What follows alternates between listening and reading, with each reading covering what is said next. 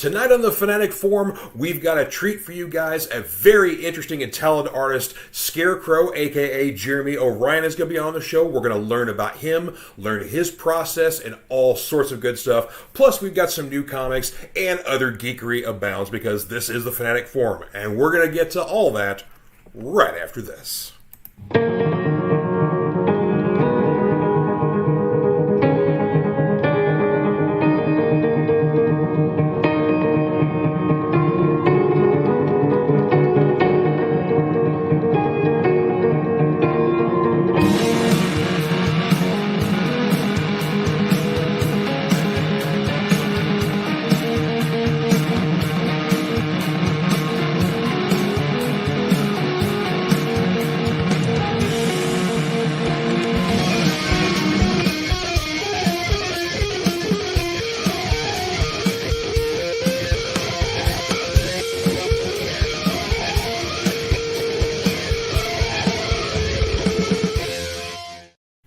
Hey everybody, happy Friday and welcome to the Fanatic Forum. I'm your Prime Fanatic and host, George Buehler. Hope you guys are having a good week out there, and it's going to be a nice weekend here. We got all kinds of cool, stuff out in the theaters right now. Across the Spider-Verse has been out for a week now.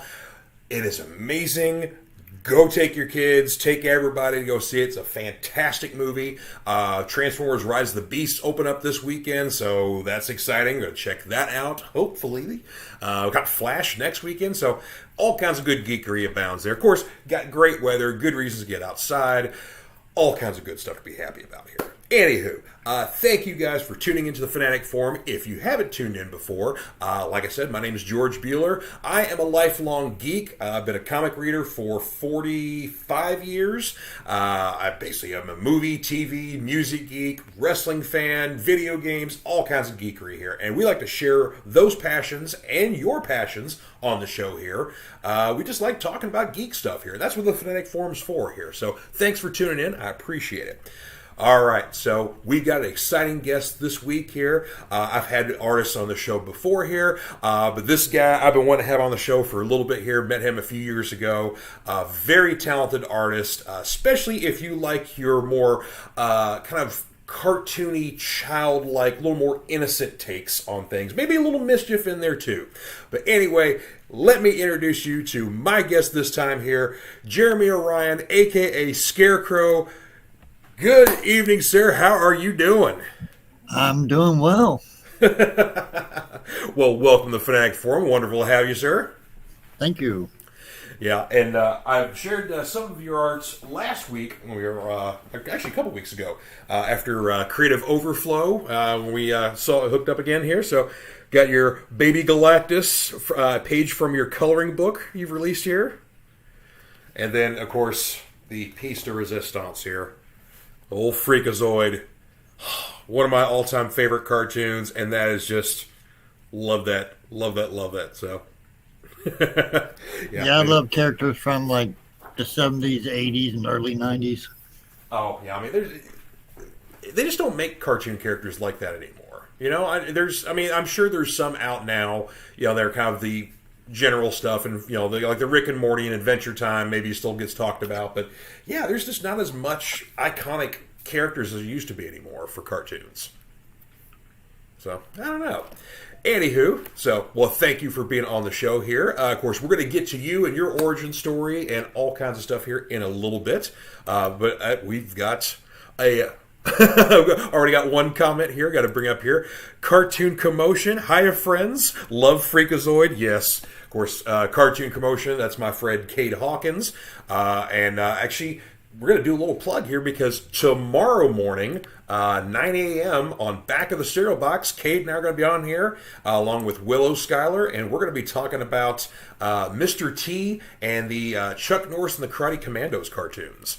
So, yeah, kind of like, which one was better? I think that question sort of answers itself. I did a Chuck Norris Karate Commando picture for Chuck Norris. No kidding. Wow. That's awesome. If there's ever a copy, I want to see that. hold one somewhere. Well, hey, first off, I got a couple of comic reviews that I want to show off some new stuff that came out this week that I enjoyed, and then, like I said, we'll acknowledge our sponsor, Comic Books for Kids, and then we're going to get to you here. So, first up, I'm going to bring these up full here. So first up here, I've got one DC selection this week here, but it is Batman number 136. I have absolutely loved Chip Zdarsky's run on the book right now. We are still pretty headlong into it here. Now, Bruce had just got back from an alternate reality where Batman did not exist as a crime fighter. There was no Batman, whatever else. So he's back now, but we're still dealing with basically Bruce is kind of realizing he's getting older, having a lot of limitations physically, a little bit rough, and I love that take on it.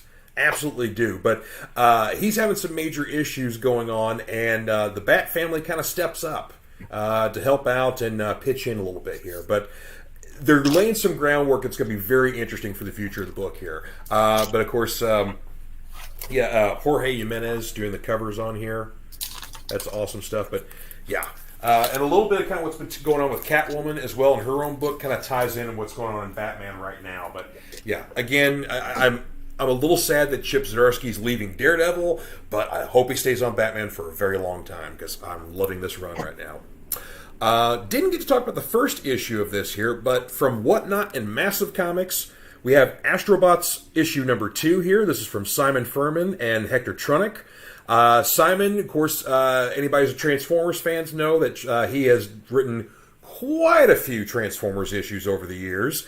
While these robots do not transform, they're very much much in vein like the Transformers, where they have very much humanoid personas and personalities and feelings and that sort of thing like that. The storyline on this book is basically in the future, these robots kind of help terraform planets for human civilization to happen, because I guess Earth is not around anymore, so humans are kind of traveling around, I guess, kind of like an ark sort of thing like that, waiting for the Astrobots to get a planet prepared for them to live on. Unfortunately, though, there's one planet that these bots have been on for quite some time where they have actually formed factions opposing each other. And perhaps the faction that looks like they're the good guys may not actually be. Possibly there's a lot of corruption going on with this, ruling faction, so to speak, and the rogues, as they were, may very well have like the right way to be doing things here, and really have humans' concerns, and not, I guess, trying to establish their own civilization. So anyway, there's a lot of good action here. There is some good complex drama going on here with robots, but it's a very compelling series. It's not what you thought it was. Because I just literally thought it was going to be like a Transformers ripoff, and it's not. There's a lot of complexity to it. Couple of Marvel selections here. This is Captain America Sentinel of Liberty number 13. This is still going on in the Cold War storyline, where basically you've got Captain America's Sam and Steve are pretty much taking on Bucky at this point. Bucky has joined this group called the Outer Circle, which is kind of this secret society within a secret society within a secret society that really runs the world, that sort of thing. They've been a foil in Cap's side for quite some time in this run of the book here, and apparently they've been even more of a threat for even longer. So a lot of interesting revelations have come about. We've seen some strange turns on some of Captain America's friends, including Peggy Carter, and of course, like I said earlier, Bucky Barnes. We're getting very close to the finale. I think we've got one more book from Sam's book, Symbol of Truth, and then we've got the finale for Cold War. But yeah, this is some excellent, excellent stuff here. Kind of going back to a little bit of the espionage kind of feel for Captain America. Big conspiracy stuff like that. So it's a little less superhero, a little more spy stuff. Lastly here, we have got, speaking of Chip Zdarsky, issue number 12 of Daredevil here. Zdarsky and Marco Cicchetto have been having an outstanding run on Daredevil for a few years now. 2 more issues and their run wraps up here. This has just been amazing stuff. But basically, Matt and Elektra have tried to reform this group called the Fist, which is an opposition of the Hand, all the evil undead ninjas.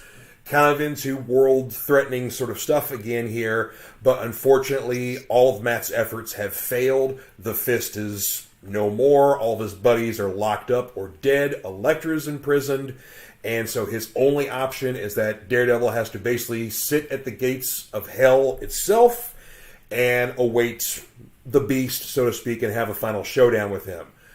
But to do that, he can't be living. So yeah. So great cliffhanger that book leaves on, but yeah, it's been such an outstanding run for Daredevil. I don't know where the new book is going to go after this run, but I'm looking forward to seeing where it is. But God, yeah, just such good stuff here. So, are you reading anything currently right now? Are you much into current stuff at all, or? I try to be here and there, but as current as I get is the Previews magazine. Because it's, between family and health and everything else, it's and shows. It kind of takes a lot of times, when I'm working on different projects and whatnot, it just takes a lot of my time. Unfortunately, I don't have time to read. Well, that's what I have a lot of time to do. So, but of course, I do a lot for the show anyway. Well, hey, we're going to take a station break here real quick for our sponsor, Comic Books for Kids. When we come back, you're on the hot seat, sir. We're going to talk all about you. So we'll be right back. Awesome. Comic Books for Kids provides comic books to kids in hospitals and cancer centers across the U.S. It's a place where we can all work together to make sure every child has a comic book. 100% of all proceeds go towards the kids. It's about making a difference, and while they're in the hospital, allowing them to fly like a superhero, battle dragons, or rescue teddy bears. We are in every state in the country and now support over 160 hospitals. Every month, we add more. Visit cb4k.org. All right, and we are back.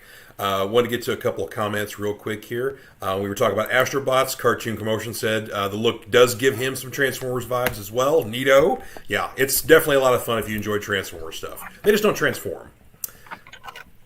Oh, there's the Chuck Norris picture. Oh, got to bring that up full. That is, it's got the logo back there too. Oh, dude. That is amazing. I love it. That's better artwork than the actual show was. Oh, all right, sir. So I'm here with Jeremy O'Ryan, a.k.a. Skare Kro, as your artistic misnomer there. So let's start with your beginnings here. So what initially got you into art? Well, growing up, my mom was an artist, and I just sketched and everything. She passed away before she could teach me how to paint like she did. But I really never did anything with it because in high school, all my teachers were like, "Oh, you're never going to go anywhere with it." Mm-hmm. Well, about 9 years ago, 8.5 years ago, I just not many years earlier, I just came back from fighting cancer, and then I was going through a major divorce. So I was, pretty depressed, and I ran into a friend of mine at Comics to Games, and which is a local comic shop in Florence. Right.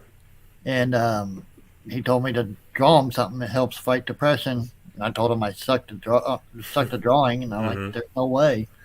And he talked me into it. I started drawing him a commission. He wanted something Bart Simpson. And during the process of drawing it, somebody saw me do some work, and he came up to me and asked me if I wanted to be a part of his show. He owned a Comic-Con, kind of.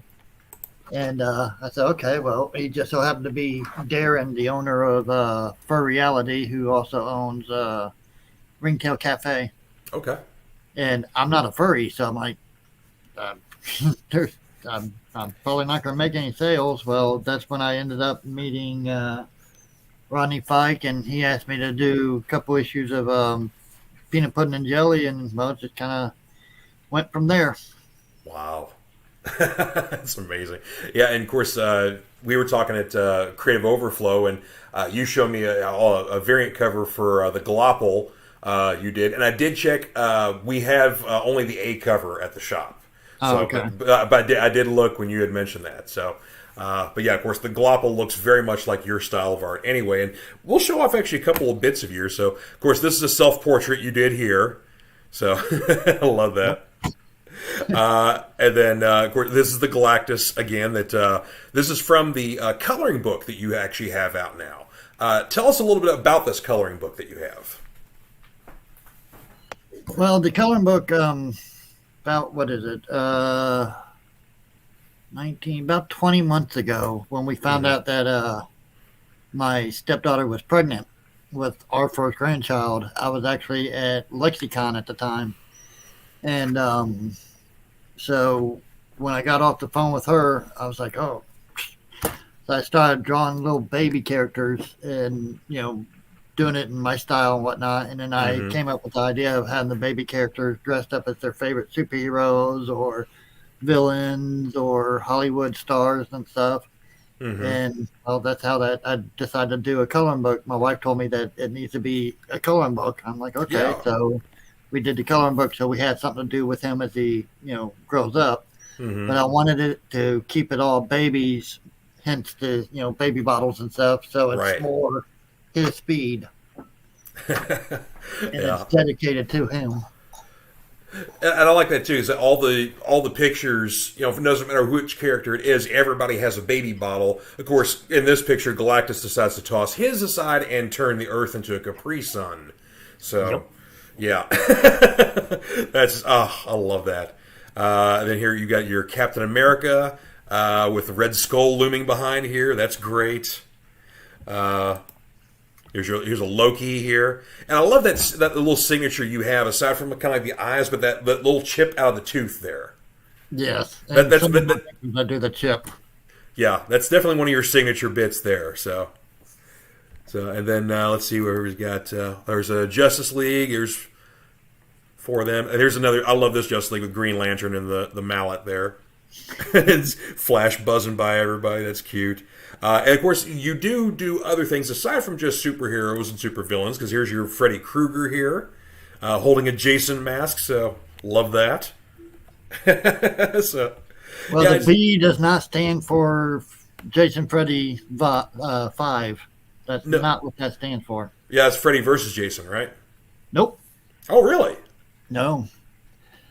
The actor who plays Freddy Krueger, I'm not that much of a horror fan. Yeah. I mean, I do like horror, but I'm not like a big giant horror fan. But he was at a con, and everybody knows him as Freddy Krueger.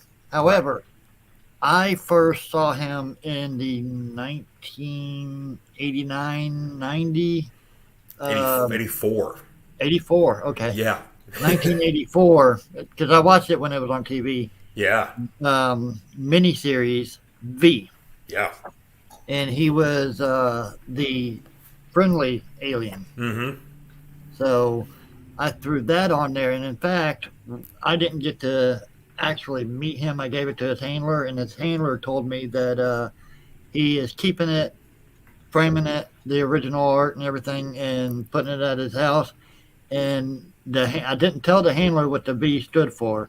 Right. The handler came back and told me that he was like, the actor himself said that the V has got to be for V. And I'm like, yep. That is so cool. Yeah, because that was definitely, Robert Englund had done a lot of character acting, little bit parts and stuff like that, but like V was definitely like his breakout role when people really started noticing him. Yes, I loved him in V. I know, he was it's so funny too, because like he was so sweet in that show, and then basically jump a few years later and there comes Freddy Krueger, Freddy Krueger always scared him. Yeah, he was horrified. He, like Stephen King, he's scared of his own books. Robert Englund is scared of his own character. Yeah. Well, even Wes Craven would talk about most of the movies that he would write and direct were based on his own nightmares. So, yeah, It's got to come from somewhere, I guess. Hang on. We got some more comments here. Masters Maniac Mexico said, while that will be interesting, he'd love to catch up with you. Hail to Skare Kro, and hearty greetings from Mexico, from Rollo and Resurrection Toys. Wonderful. But yeah, so it's getting back to your process here. So basically, what do you normally like to work with? You mostly like a pen? Are you an ink? Or are you completely digital now? How do you like to draw? No, I pencil everything. Normally in either red pencil or blue pencil, but I pencil every single thing I do. Interesting. So I always have like scribble sketches, just random, just scribbles. And but basically what I do is I do everything in pencil first, and I come up with an idea and kind of finish it up in pencils, then I'll scan it in and onto my tablet, and then I'll do digital inks and digital colors. I will not draw on the tablet because I can't stand drawing digitally. I don't know. I have to do it all in pencil. Interesting. Is there a reason why you use the red or the blue as opposed to like just regular like graphite pencil? Graphite pencil is a little bit dark. The red and blue, depending on, like if I ink over it, it kind of has a nice little shadow to it. Okay. I mean, I can do graphite. It just depends on what I'm drawing. And like if it's more of a sketch type, more sketchy type of art, then I'll do graphite. If it's more cartoony, I'll do like red or blue. Interesting. All right. Now, who've been throughout the years, or kind of even starting out? Who've been your influences? Like who've you just looked to for inspiration for your drawing? There's a lot of names on that list. Tim Fuller is one. Craig Boldman. Skottie Young, of course. Guy Gilchrist. Anybody from cartoony style to more realistic style, like Mark Kidwell is a friend of mine who actually, funny story, Mark Kidwell being a horror artist is actually one of the people that talked me into doing my cartoon style. Interesting. He saw more realistic stuff I was doing, and he said that comes a dime a dozen, and it's harder to get into the industry. Yeah. And he saw this goofy picture I drew one time, and he said, "Dude, that's your niche. Go with the cartoon style." So him and oh God, why can't I think right now? The Green Lantern artist. Ethan Van Shriver, or no. Oh, Jesus Christ.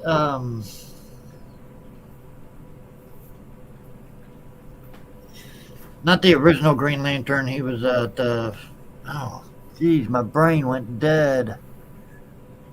Oh, shoot. Mike Grell, or... No, Derek... Not Derek. Jeez, not Mike Grell. Sorry. Sometimes my brain... That's okay. We can come back to... Daryl Banks. Oh, Daryl Banks. Okay. Yeah. Mark Kidwell and Daryl Banks actually talked me into doing the more cartoony style.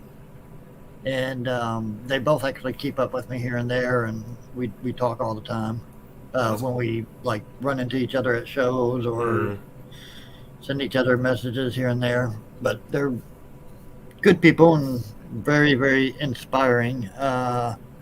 Brian Level, who actually one of the more recent, I'm not sure the most recent stuff he's on at the moment, that recently he was on Batman vs. Bigby. Oh, yeah. He penciled all 6 issues of those. He's a very close friend of mine, and nice. Good dude. He kind of pushed me into doing what I do, so my inspirations, like I said, just are all over the board. Yeah, it definitely sounds that way. Yeah, and it's interesting too that the points your friends made, where it's kind of it's like basically everybody does the realistic stuff. It is kind of a dime a dozen, but with what you do and kind of artist, basically, like I said, like Skottie Young, where it's very childlike and very cartoony. There aren't many people who are doing that, and so you guys do stand out from the pack. That's why there's not a lot of people in comic art who are doing watercolors. That's why Peach Momoko is a big star, because there's not many people doing watercolors. So, we got a couple more comments up here, and I'm trying to hold a cat at the same time here. Andre Eschvera, my buddy from Straight Up Issues, says, "What up, guys?" Also says that Skare Kro Comics rocks. So, Andre is also Creative Overflow with us, helping out. Here, and Rollo from Resurrection Toys asked that Aaron, who was running the Resurrection Toys booth standing next to you, asked if he told you Rollo's story, because also Rollo's been fighting cancer as well. So, but it's nice, motivating that he's still fighting currently. So it's nice and motivating to hear you're hopefully in remission, or have been for a while. No, I'm in remission. I went into the hospital 2004, walked out of 2006 cancer-free. Oh. But damage done by the chemo. Yeah. I understand that. I've had family and friends who've, had different, types of cancer as well. A friend of mine, he always had a beard like yours, and after chemo, he had trouble growing facial hair for like almost 2 years. So yeah. Facial hair is not a problem. It's this hair. I tell you what, I guess they say what doesn't kill us makes us stronger, right? Going back again to your art style here. So, basically, what's the process for working today in the industry with trying to break in, whether you're trying to go for the big leagues, whether you're trying to go for independent? How does that work today? Because, of course, you're kind of late getting into the process. I really have no idea. All my stuff's always been just lucky. No kidding. I mean, Matthew Cole, the creator of the Glopple, that wasn't me sending emails out or anything like that. That was just him stopping by Comics to Games in Florence as he was traveling through town, because he's from Texas. Okay. And he was traveling through and stopped by there and was talking to them about a comic he's working on. And they said they knew a lot of comic artists, because they run a shop. And he said that he was always looking for like a chibi style artist. And they said, we have the perfect person, because, I was working at Comics to Games when I started my career 8 years ago. And so he gave me a call. We got to talking. I did a picture for him. It was before he got picked up by Legendary Comics. Or, I'm sorry, before Legendary Comics picked up the Glopple. Okay. It was under his own house brand.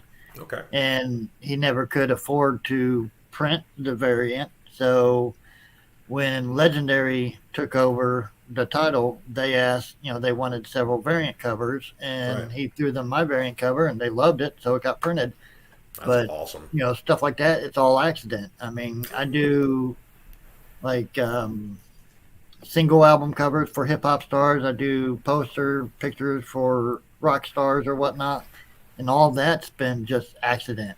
I mean, the hip hop people I do album covers for are people I knew 30 years ago. So, wow. Because when I lived in Houston, I actually worked for a hip hop company. No kidding. What label? Dope House Records. That sounds familiar. South Park Mexican. Yeah, okay. Yeah, I'll say interesting. So, do you have an ultimate goal, to either work on a regular series, or are you more of just doing the commissions, maybe doing variant covers from time to time, or how would you like your ultimate goal to be as for your career? Well, I'm almost 50. Well, I'll be 49 this month, so I'm a year from 50. Mm-hmm. Whatever happens, I'm happy for. So, if I get picked up on doing a book itself, I'm happy. Yeah. I don't. I just do what I do to make people smile and have fun doing it. That's for sure because yeah, your art does bring joy to a lot of people there. So that was even the fun thing, just seeing how folks react to your art, at the cons and everything, and just stand back and noticing or whatever else. And yeah, it's just it's definitely a lot of childlike wonder. It's a lot of joy and smiles, and just seeing a lot of your favorite characters get turned into just kind of this cute cartoony version here. But you see, like, you throw in little Easter eggs, little references to other things. So it's just there's a lot going on. It's a lot of fun. Andre chiming in here saying, Fanatic Forum rules. Thank you, sir. Appreciate that. And then saying that apparently you have a mutant power of luck. So there you go. You're like long shot. That's what it is. So you have the luck power, and just everything works out for you. So there you go. I'll take it. Yeah. Maybe get good at throwing knives or something like that too. Just throw that in there. Yeah, no. I own a bunch. I'm cut myself more times than not. Well, that's how it works out, I guess. I own 49 knives, swords, daggers, axes. Dang, that's quite a collection. Yeah. See, I'm also good at cutting myself with them too. Well, let's don't do that. Or try to do that not as much, but yeah, I appreciate a good blade myself versus firearms and whatnot. So yeah, that sounds awesome. Strange enough, I don't have a collection of swords or anything like that. All my stuff is toys and comics. So, and of course, got a lot of that over here. So a little bit of that jazz back here. But yeah. So hey, of course. We got to plug any sort of upcoming things you have here. So do you have any shows, any appearances coming up that you want to tell us about? I actually do. I have June 16th, 17th, and 18th, which just so happens to fall on my wife and I's 7-year anniversary. Yeah, happy anniversary. I'm going to guess the number of years. Let's see, it's 2023. We got married in 2016, so okay, we're gonna go 7. Yeah, there you go. But yeah, the 18th is our 7-year anniversary. But I'll be at PopCon Louisville, which is actually Indie PopCon's new venture into Louisville. Right. Yeah. Well, that's cool. After that, I believe I'll be at. Well, I know I'll be at Cincinnati Comic Expo. Okay.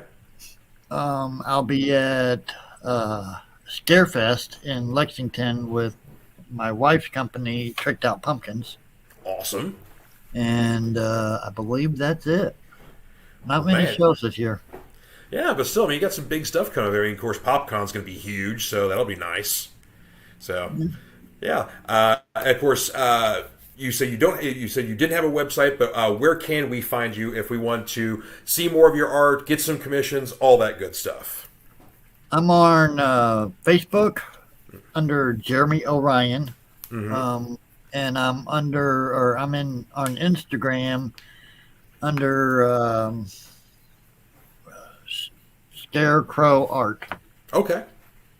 Or Skare_Kro_art. Yeah, I'll put that up here. So, Skare_Kro_art. Yes. All right, so there you go. On Instagram, you can find Jeremy on there. So, yeah, support him. Buy some art because he's got some awesome stuff up there. And not just, I mean, of course, I just showed you guys just a taste of what he's got out there. But, of course, you've got tons of other characters. You've done, like, some other horror characters I've seen on there, some characters from Supernatural, so all sorts of stuff. So I just did Pikachu, Luigi, and Mario recently. Yeah, I saw you post those. So yeah, getting all the video game characters out there right now. So, and of course, I mean, all the Spider-Verse stuff is pretty popular. So I got a feeling you might get some requests for some of that stuff. Oh yeah, that'd be fun.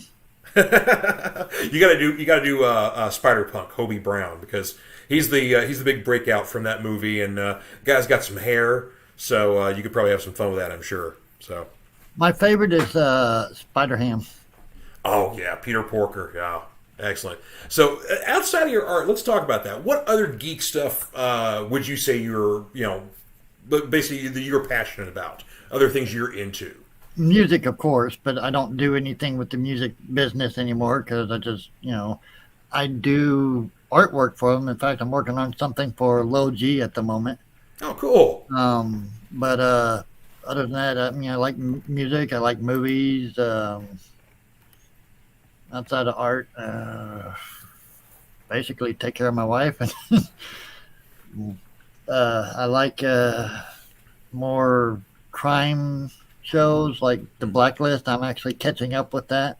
Nice. Yeah.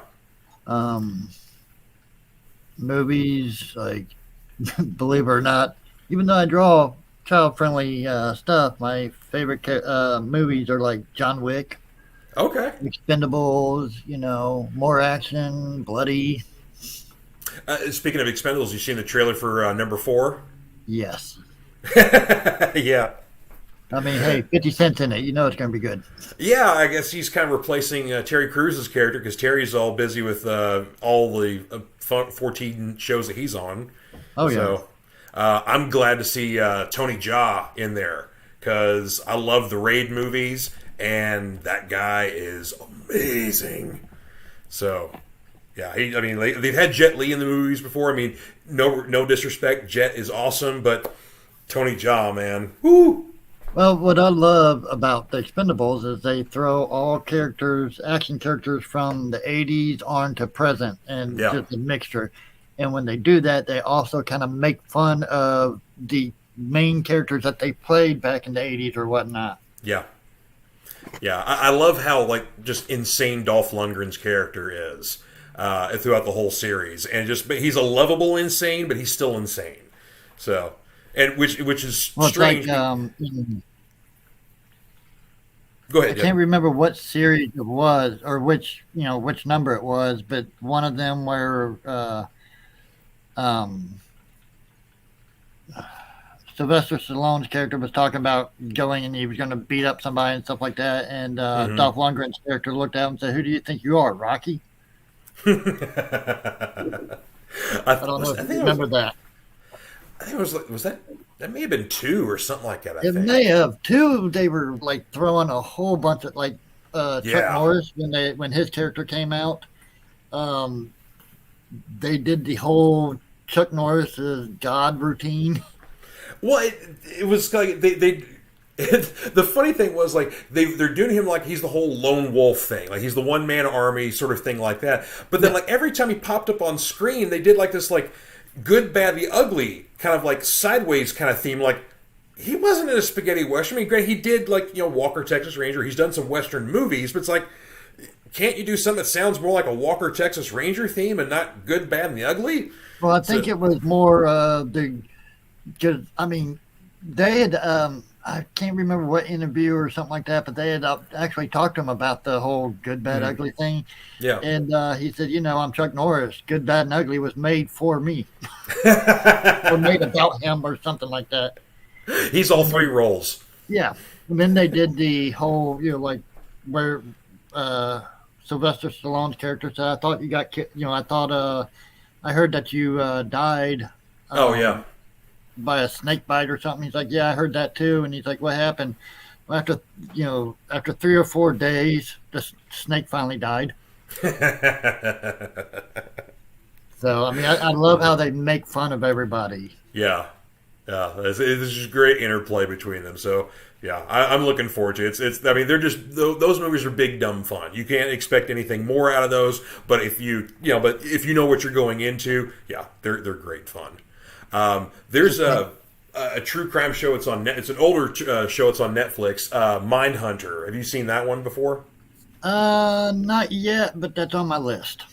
It's worth seeing. Of course, it's kind of it's about how the FBI started really getting into serial killers and actually calling them serial killers and not just having other random names for them, but getting into the study of them and sort of thing like that. So very good cast, and it kind of jumps around in time periods. So we kind of talk to we see like a John Wayne Gacy kind of guy. We see a few other different kind of guys. And then when it gets more to the present day, they're essentially looking for the BTK killer.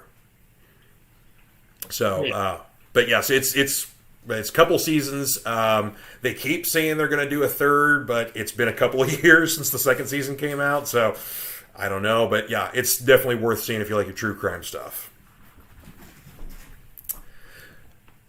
I've got cats running around here going crazy for whatever reason. They're excited I'm talking to you. That's what it is. So Well, I got a bunch myself, so. Oh yeah. Well, I think we're going to be wrapping things up for this evening, sir. So again, got to check out Skare Kro Jeremy O'Ryan on Facebook and Instagram at Skare Kro Art. Basically, there's his Instagram handle, Skare Kro Arts there. So you got to. Whoops, hang on. Punching too many buttons over here. So yeah, definitely got to support him. And of course, I got to bring up your self-portrait here. Love that stuff. That's great.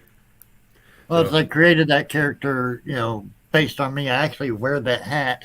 Uh-huh. And most of my Scarecrow character pictures I do, not that one, but there are several. If you look in the background and stuff, you'll see dentures somewhere in the background.